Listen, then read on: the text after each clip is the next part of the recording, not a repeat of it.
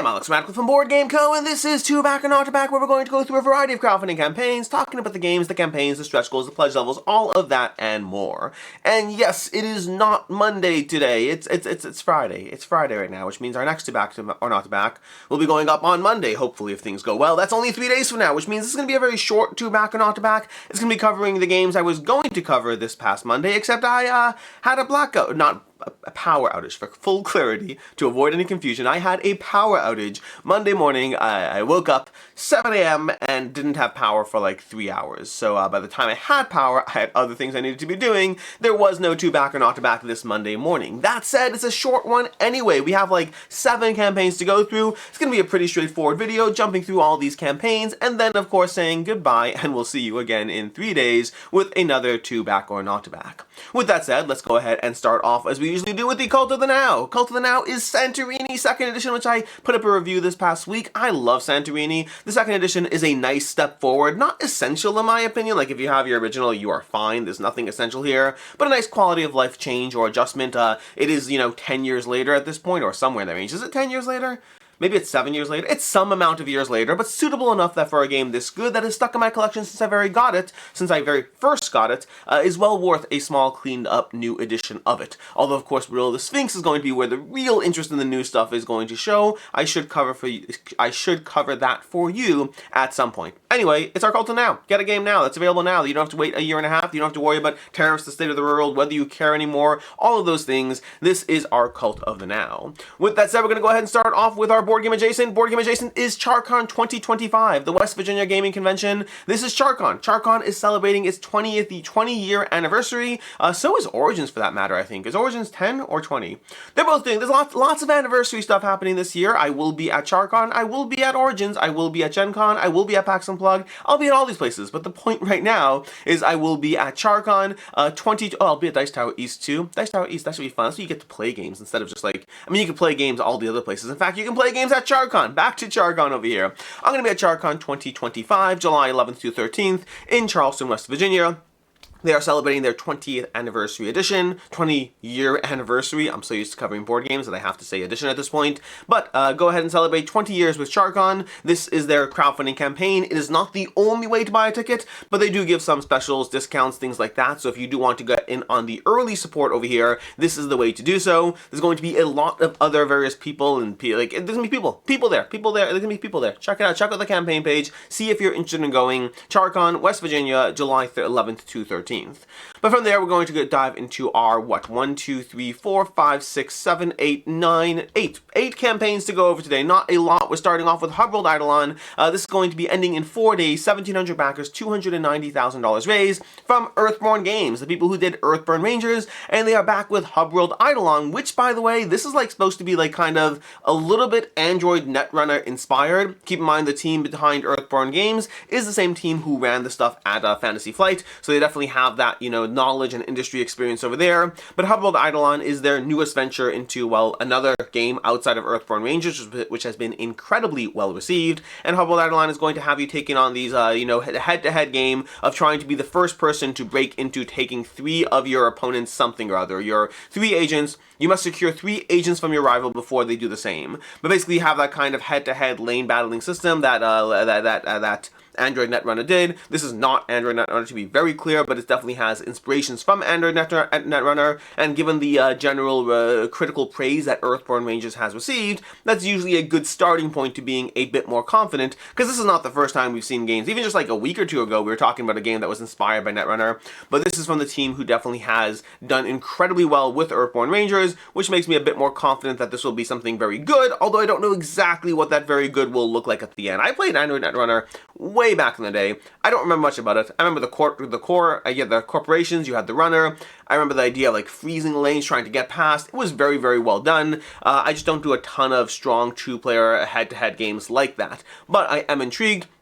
And if you're intrigued, you can get the game, or you can get the Curious over here. They should have called it the Intrigue, but they called it the Curious. We have $80 for the basics. That's going to be all you need to enjoy the world of Hubworld Aidalon. We have $20 for 2 complete pre-constructed decks. These were originally meant just to demo the game, but they were well received enough they decided to sell them as well, in case, you don't want to lay down $80 to try this out. You might want to lay down $20 to try this out, as 23 people have. Then you have the Seeker, which gives you some of the extra components as well for $435. Specifically, this is giving you Hubworld Aidalon, the playmat, and the deluxe wooden tokens. And then you have the Lore Master, which is going to throw on top of that the Visions of Hubworld Aidalon, if you want that extra little thematic flair to your game. The Competitor, which gives you everything you need for a 2-player head-to-head. This is basically just 2 sets of the game, keeping in mind the playmats do come in different colors over there. And then we have the Agent for the Ultimate Host, 4 copies of Hubworld Aidalon, giving you absolutely everything you need. 31 people want the Agent. 31 people want 4 copies with everything you possibly need to dive fully into this game experience.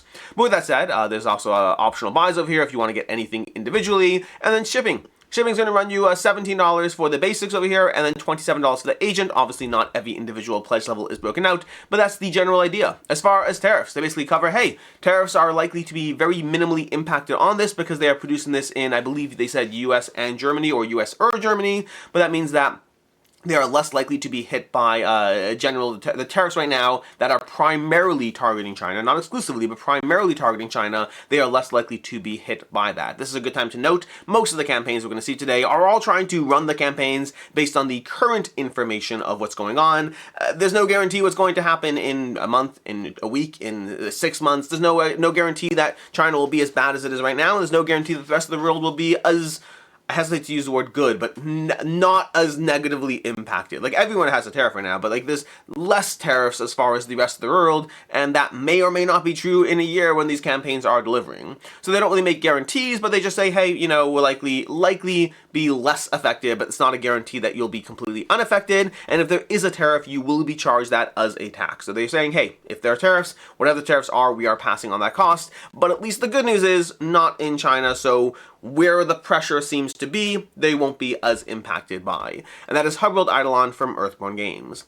Then we have Trickerion, 10-year anniversary edition. We have 6 days to go, 6,000 backers, $500,000 raised. This is bringing you a 10-year anniversary edition of Trickerion, as well as the new expansion. Yeah, that whole gem-colored cool thing going on. I don't remember the name of it. The name of it is the Arcane Arts expansion. The Arcane Arts expansion, which you can get individually. You can get a bunch of upgrades over here, but Arcane Arts gives you a bunch of modules for Trickerion. Gives, well, not a bunch of modules, gives you this new element to the game where you're going to have the powerful enchantments, arcane infused shards, and special abilities through the game. The Arcanist is going to be moving around between different areas, unlocking new actions in each of those areas. There's a lot to go on over here, but there's lots of different areas that is going to be impacting the game, from the arcane workers, the various enchantments, the arcane shards, but basically adding a lot to it. It will fit into your big box if you have the big box, so they have that covered for you, so if you're worried about that, they got you covered over there.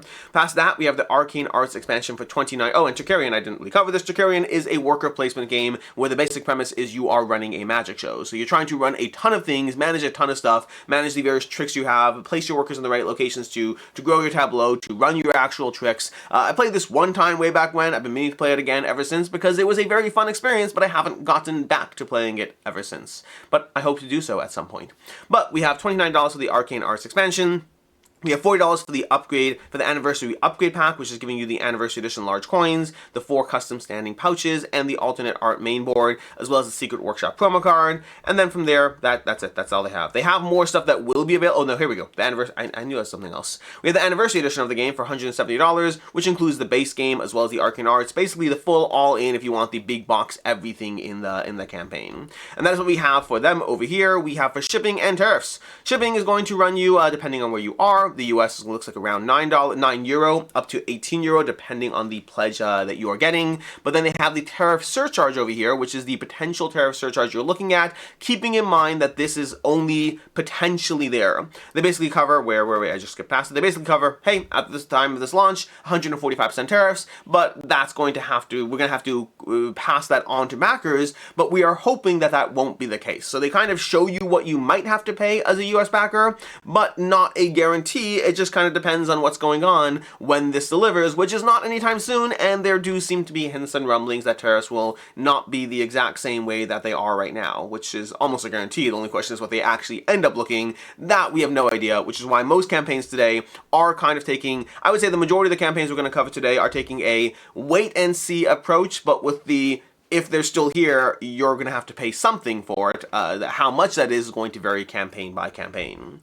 Moving on to Nexus Arena Combat System. This is a tariff survival campaign. This one has no tariffs because they're selling stock that is in the US already, so free US shipping, no tariffs, all that, because it's already here. Basically, Diverse Publishing, who put out Nexus Arena, they have extra copies and they're like, hey, we're going to have to weather extra costs at some point, so we're kind of running a sale on stuff we already have. No tariffs for you, extra cash flow for us, and what gives us the ability to better weather whatever is coming up. That's the basic idea.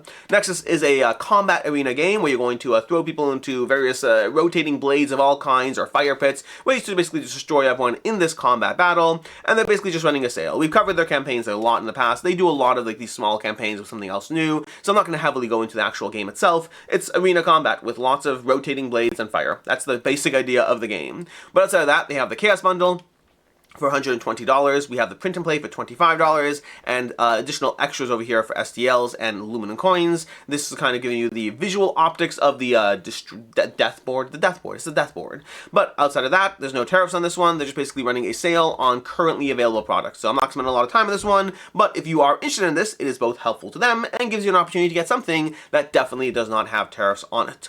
Then we have Gothic: A Shadow's Quest. THQ Nordic, 1,500 backers, 158,000 euro raised, 11 days to go. This is coming to you from THQ Nordic, who did Gothic. Gothic is like, a very popular video game, more European based I'd say, but a very popular video game RPG system that has had several iterations by now and been around for a very, very, very, very long time. And they are now bringing Gothic to your tabletop so you can play this as a campaign based dungeon crawler where you're going to have RPG dungeon crawler campaign based. Think like Gloomhaven, think League of Dungeoneers, that kind of style. Although I say visually and probably more mechanically even, it does seem to be a bit more League of Dungeoneers, like very leaning into the RPG mechanics. This is not like the more Euro-y nature of, playing cards and managing your hand that you have in Gloomhaven. This is very much leaning into full RPG board game experience as you go through. I mean, they have a whole how to play section, but you're going to have your camp, you're going to have your characters, you're going to have your stats, your attributes, wandering around the board, taking down enemies. If you've played any of these kinds of games, it is that kind of dungeon crawlery experience, obviously with its own unique aspects that make it different than anything else out there. All of them are going to have similarities and differences. I find trying to compare dungeon crawlers and trying to compare like heavy Euro games on crowdfunding, it's very hard to give a full breakdown of the full experience in a short summary, but they basically, like Euro games are like, do a bunch of complicated stuff and get points, and then I could say a mechanic or two, like it has worker placement or drafting or whatever. Dungeon crawlers have the kind of the same vibe. This is a dungeon crawler, it's a big epic game, and it leans a bit more into that RPG element. Like this is going to feel a bit more RPG adjacent as far as the level of attributes that you're managing and you're building up your characters and getting gear, that kind of experience. As opposed to something like, Massive Darkness is a little less RPG and a little more like rolling dice and having a ton of fun, like dice chucking dungeon crawlers. Different feelings, but general categories. Anyways, that is going to be Gothic: A Shadow's Quest. As far as the pledge levels, they kind of have one basic pledge level for you. It is €80. That's the game. €80. Get it now on crowdfunding because you'll get all the extras are available, as well as if there is a retail version of the game, they say it will be very, very different and stripped down. So this is the crowdfunding version. The extras over here are available only on crowdfunding. And they also cover a lot that everything you see here is very much prototype, subject to change. They're still they're still early in the development process, so things are still very much changing. Like, I was reminded by that because I saw all these other prototype pictures. Anyways, that is the basics. As far as shipping, they cover the shipping zones over here. Again, €10, €20, all the way up. USA is going to be €80, which is very, very, very, very, very, very, very not cheap, which also probably probably ties into the what's it called? The funding total. The funding total on this campaign. I'm sorry, I just lost my mind over there for a second. And as far as shipping, they cover as far as tariffs go. Tariffs are basically saying, hey, we cannot predict what's going to happen, and we cannot cover what's going to happen. So they say, we hope you understand. We will, we just can't cover we can't cover it. We're sorry. So that's kind of the general idea over here. And again, that's going to be true for most of the campaigns over here. But they are saying, hey, we hope that things are not going to be present when it is time to ship. If they are there, it is what it is, unfortunately, and we're sorry for that.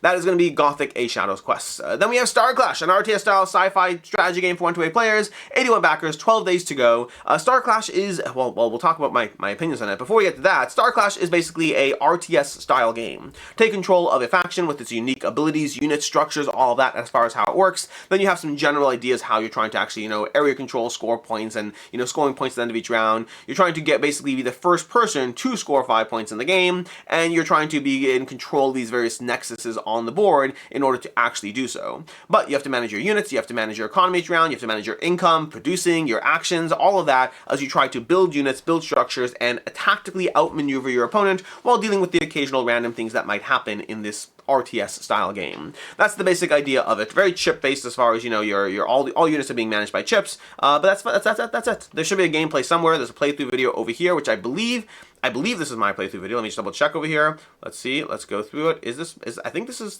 the game I played. I'm not entirely sure. I think this is the game that I played. Either way, but I played through a game. I've played this game several times, actually. But anyways, Starclash. Starclash is an RTS-style game. We'll be controlling various factions. Overall, I've had a chance to play this one and really enjoyed it. I thought it was incredibly well done as far as the uniqueness of the factions and how powerful you feel playing the game. And that's just fun overall. Win or lose, you're going to feel like you're getting your engine going. Eventually you'll be stomped out or alternatively win, but overall I had a lot of fun playing it. As far as the pledge levels over here, we have $69 for 1 copy of the Starclash Standard Edition, and then the big box, which is basically giving you a 1 to 8 player game. You're doubling up on factions, so you still have 4 factions, but now you have 2 copies of each of the factions, which means you can go head to head, same faction against same faction, in case you want to try that as well. That's going to be $109 for the Commander Big Box. My recommendation is you're probably fine with the regular Commander. I don't think I care enough to play the exact same faction against each other to pay that extra cost. I think you'll get a lot of gameplay out of the Commander alone, but if you are that invested or want to support the creator, this is a pretty solid one as well. We have the All-In Champion for $129, giving you all the various exclusive merch with your copy of Starclash, and then the All-In Champion Big Box, which is the same thing but for the 1 to 8 players. Then we have Ultra Legendary Hero, have all 8 of the in-game legends bearing your choice of names and titles. This is where you start to get into like customizations and extras on those. As far as shipping on the game, let's go to shipping over here. Where is shipping? Shipping is, right here. We have $19 for the Commander, and we have $29 for the big box pledges, all in at $25. That's going to be your rough shipping. And then as far as tariffs, it sounds like tariffs should not be an issue. This is an interesting part. So basically, he's producing a long pack Vietnam, which shouldn't have the China tariffs, at least as of right now. But there are still tariffs everywhere else. I didn't see anything as far as whether there'll be any extra tariffs, but the tariffs from other locations are minimal, so it could be that he's absorbing that. I'm not saying he is. I just didn't see anything as far as where that's going to be. But anyways, that is basically Starclash. Very solid game. Definitely recommend checking it out if you are interested. I had a lot of fun playing this one. Then we have Gazebo, and I keep not being sure if it's Gingham or Gingham. I don't know. I read a lot, which means a lot of my vocabulary are from words that I've never had to say out loud to another human being. I've never had to say that out loud to another human being until now, which is, it is what it is. Anyway, 2 travel-friendly board games coming to you from Bitewing Games. $100,000 raised, 1,200 backers, 13 days to go. This is exactly what it sounds like. 2 travel-friendly board games. It's pretty straightforward. One is designed by Robert, who has done other games for both Bitewing, as well as the person who did Moon Rollers. And another one is done by Reina Knizia, who's done like 1 or 2 games that I've heard of. And then we have, just for those who are new to the show, I know who Reina Knizia is. He's done a lot of games. Sometimes I make jokes, and I remember that not everyone knows that it will be a joke, and then I feel I have to explain myself, and then sometimes I ruin the joke that way. Maybe I just shouldn't make jokes. That'd be bad. That'd be better. Anyways, we have over here, we have the deluxe bundle. $99 for basically everything, the deluxe, the extras, the expansions, all the various stuff over here. But you don't need to spend that much to get these games. You could instead get, for over here, for $39, you can get Gazebo. For $39, you can get the other one. For $78, you can get the various extras. And then you saw the all-in bundle giving you basically everything for the game. And you are getting the game as well as the travel-friendly version of it, because these are both games, but they also come with a little travel-friendly clamshell, which is adorable. They had something like that for Trailblazers, which is actually very component-wise. The travel-friendly version you have for Trailblazers is top-notch. Also, shout out to Trailblazers. It's a great game. I've been playing so much of it recently. I love Trailblazers. I highly recommend Trailblazers. Definitely play Trailblazers.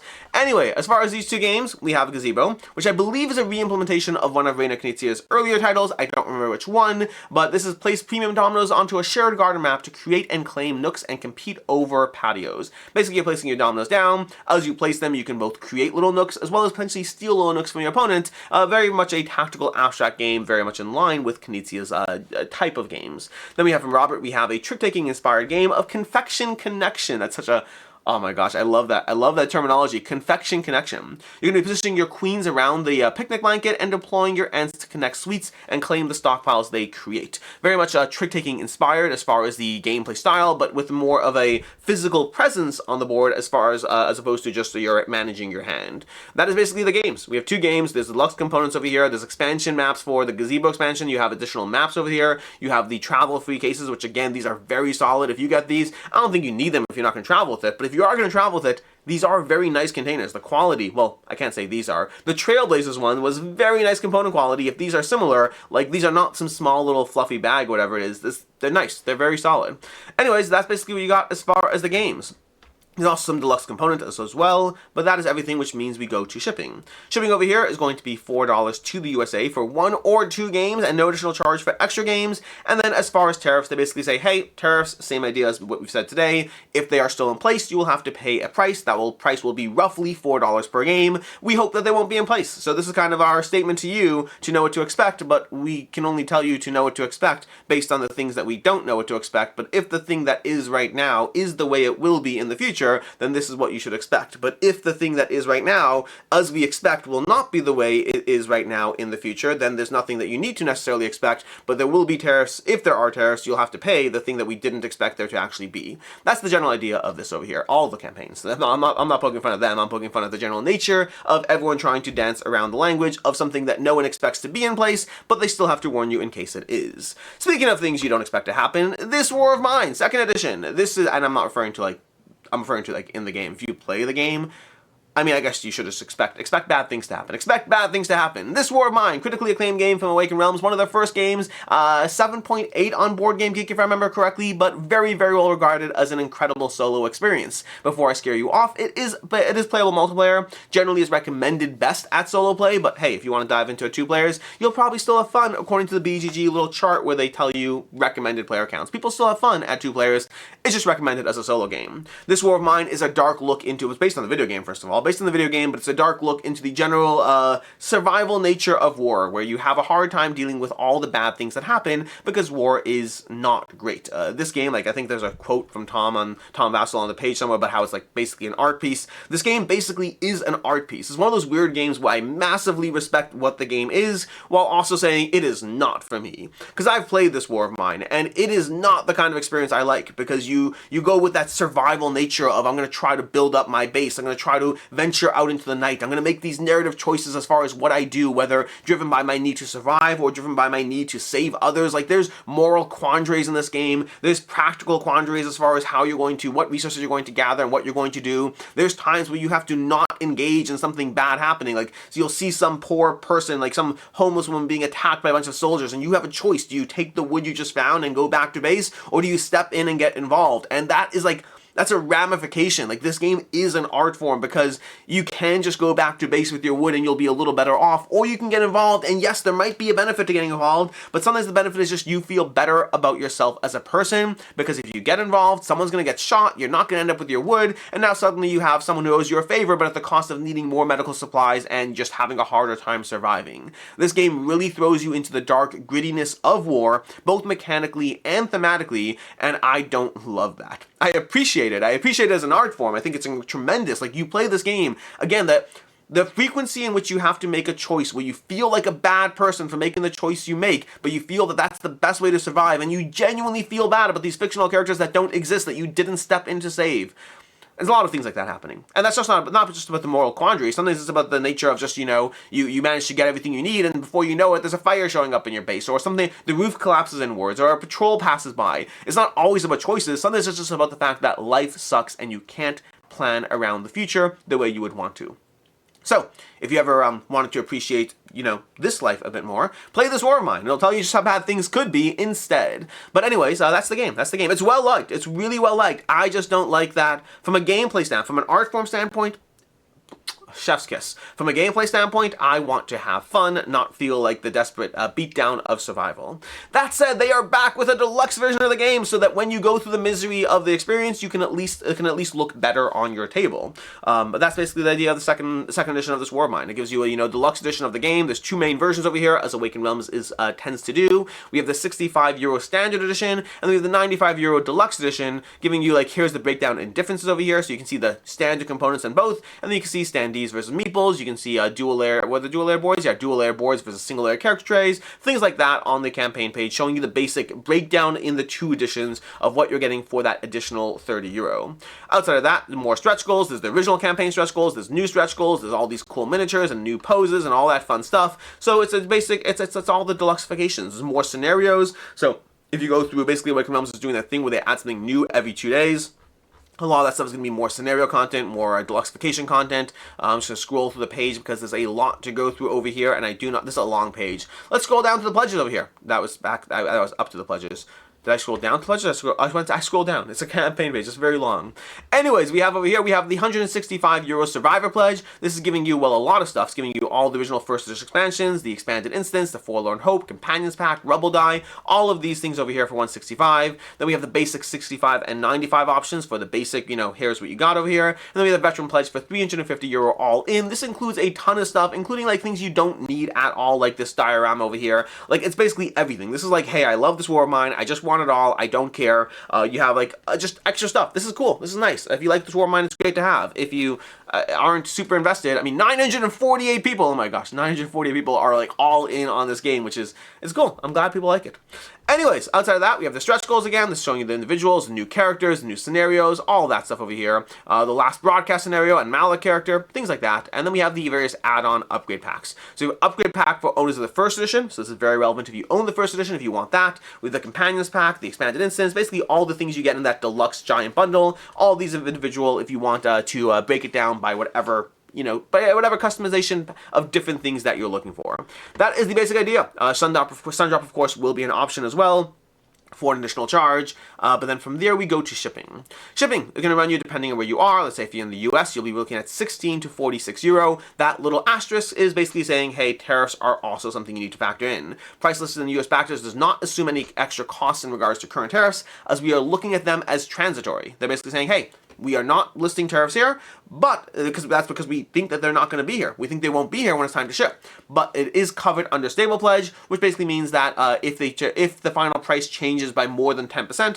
they will guarantee a 100% refund. So that's the basic idea as far as they're saying tariffs will be something you have to pay if they are there. But if the price goes up by more than 10%, then you're guaranteed a 100% refund, so you should be fine there. It's worth noting, by the way, I posted a pinned comment on my video last week, but I did last week at one point say that the stable pledge does not cover tariffs. I was incorrect about that. There was a little bit of a misunderstanding, and tariffs are covered in a stable pledge, which means if the price goes up by that much, you have the opportunity to demand a refund based on the terms of stable pledge. That is basically that. That is this War of Mine 2nd edition. They are once again pulling we don't think they'll be here, but if they are here, you have to pay it. Speaking of which, we have Earth Animal Kingdom expansion, which I think does the exact same thing. A note about tariffs, we are going to be delaying the pledge manager as much as possible because we just can't really tell what's going on, but they will be charged on this. It doesn't actually say, I don't know if they said they're going to charge.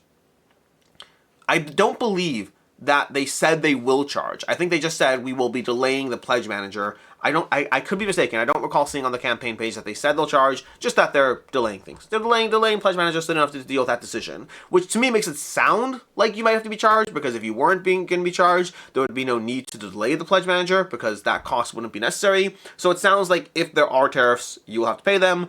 But that's just my assumption based on what I'm seeing over here. 7,000 backers, $461,000 raised, 14 days to go, our last campaign of the day. This is Earth Animal Kingdom expansion. Earth just got a little wilder with the various wild animals over here. This brings you a new level of asymmetry to Earth with these different wild animals that you're going to be trying to add onto your board in different ways, which I like the idea of that kind of mechanic. That feels like a lot more fun as far as the ways you're going to have to build out your board in order to attract certain animals and get extra points and all that stuff. That's going to be a new expansion. Sorry, newest expansion for Earth. They already had the Earth Abundance. They had the Earth base game, obviously, because you have to have the base game in order to have the expansions. And now we have Earth Animal Kingdoms. The pledges over here is going to be $116 for the gameplay bundle. Let's actually scroll to the top over here. We have the everything new, $159 for everything new. That's giving you a whole bunch of stuff. The organizer playmat, all the deluxe extra. Keep in mind, this is just the new stuff. This is not the base everything. This is going all in on absolutely everything new. Then we have the Earth Animal Kingdom expansion plus the Kickstarter gift for $29. We have the gameplay bundle, which is all the gameplay stuff plus all the various extras on credit. Not all the extras, the extra gifts or whatnot. The Kickstarter gifts for all three options for $116 for the gameplay bundle, and then everything Earth for $434. If you really like Earth, 33 people really like Earth, and everything Earth for $434. That is basically what we got as far as the various pledge levels. As far as shipping is going to run you over here for USA $13 up to $34, depending if you get absolutely everything. I do want to show you those pledge levels a bit. Sorry. I do want to show you those pledge levels a bit more in detail so you can see everything there. We have the gameplay bundle. We have the returning backers over here. We have the gameplay bundle. Everything new. Here we go. So everything new is giving you the neoprene playmats and your choice of an organized insert or a storage crate. So again, you are getting like this deluxe. Like I want to show you that specifically because otherwise that price point didn't really make sense as far as why is it that expensive for everything new. This is why it's that expensive for everything new. And on the other hand, everything Earth is giving you, again, same kind of situation. Everything over here. All playmats, everything, all expansions, all deluxe fight components. There have been a lot of things that have been made extra for Earth. And that is basically everything. Well, I guess we have the add-ons for the large neoprene mat over here from Game Toppers. If you really want to go full custom playmat for Earth, they got you covered with a giant custom total playmat for Earth and all the things. As far as tariffs, we covered already. As far as shipping, we covered, which means that we are basically done. We're basically done. We're basically done as far as all this stuff, which means it is time to go to our picks of the week because this was the last campaign of today. Picks of the week. As usual, we pick a game that is the one that I'm most personally interested in, as well as the game that I think is most likely to hold its value. Most likely to hold its value shouldn't be a strong surprise over here, based on today's lineup, is going to be This War of Mine, is almost certainly the most likely to hold its value, the most likely that, the biggest reason to get it on crowdfunding now, as opposed to waiting for retail, where all the stuff will cost a lot more, and the secondhand market will also be fairly brutal on. That's just the way the Awakened Realms campaigns tend to go. As far as personal interest, I was torn. I almost picked the travel-friendly board games from Bitewing, but on the other hand, I haven't played either of these, and I will say, Reina Knizia games, as much as I love some of them, I bounce off others, so I don't really know which way it'll go. So I was very interested in this one, but I did go with Starclash instead for my personal interest, because I've played this one. It's not going to be the easiest game to table. That's the only reason I was on the fence. But as far as when you do table it, it's going to give you a delightful RTS experience where you get to feel powerful, overpowered the entire time, until you lose. Then you lose and it's over. Anyways, that is going to be all the campaigns today, which means as far as coming up next week, we have Aeon's End Beyond the Breach coming up from Indie Boards and Cards in 3 days. And then we have Casus Belli from Wallace Designs, a giant 4X game from Martin Wallace, coming up in 3 days as well. Until next time, I'm Alex Radcliffe from Board Game Co. I hope you enjoyed this video, and as always, I hope you have a good one.